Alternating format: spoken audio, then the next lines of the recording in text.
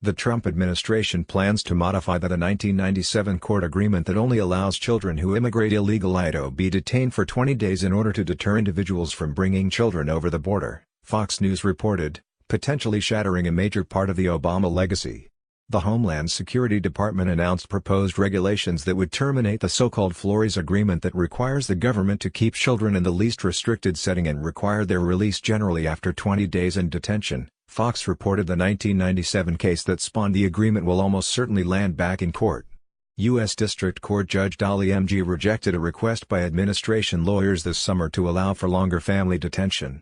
The Flores agreement became a major issue earlier this year when it emerged that over 2,900 children were separated from their families because of the Trump administration's zero-tolerance policy for those caught illegally crossing the border. After a modification in 2015, Breitbart reported, the Flores agreement essentially became a catch-and-release program since the Obama administration allowed individuals to seek asylum based solely on a credible fear of returning to their country. Since asylum claims generally take 45 days to process at the very least, families, and individuals who crossed with children, were let go. Roughly 370,000 individuals were let go under this policy, but in 2015 and 2017. A request to modify the Flores agreement was denied in July.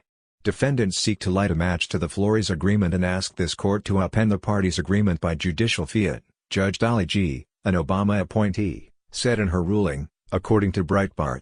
It is apparent that defendants' application is a cynical attempt to shift responsibility to the judiciary for over 20 years of congressional inaction and ill-considered executive action that have led to the current stalemate.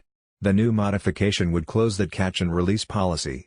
Today, legal loopholes significantly hinder the department's ability to appropriately detain and promptly remove family units that have no legal basis to remain in the country, Homeland Security Secretary Kirstjen Nielsen said Thursday, according to Fox.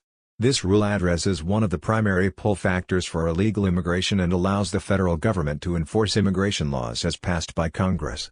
The new rules would likely require time to implement. While the federal government operates 3 detention centers specifically for families, all of them are working at capacity. The Department of Homeland Security has asked for an additional 12,000 beds for families, although there have been roadblocks to getting that space available. The liberal reaction to the Trump administration's move was predictable.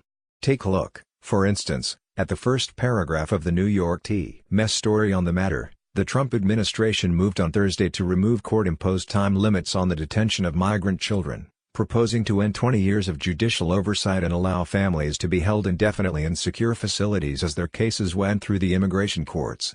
Or the Washington Post's, the Trump administration took the first official step Thursday toward withdrawing from a court agreement limiting the government's ability to hold minors in immigration jails, a move that could lead to the rapid expansion of detention facilities and more time in custody for children. Nobody seems to pay attention to the perverse incentive for potential illegal immigrant parents that the Flores agreement creates, that of marching their children across inhospitable terrain, probably with the help of a smuggling cartel, in order to have them enter a country illegally. And that's not even counting the numerous reports of people bringing along unaccompanied minors to take advantage of the loophole. The catch-and-release policy is almost an anti-deterrent to abhorrent human behavior. If you don't want familial separations, housing families together at appropriate detention facilities is the only realistic way to do it. The Flores agreement, and particularly the Obama-era modification to it, ought to be history. Will the courts agree? Stay tuned.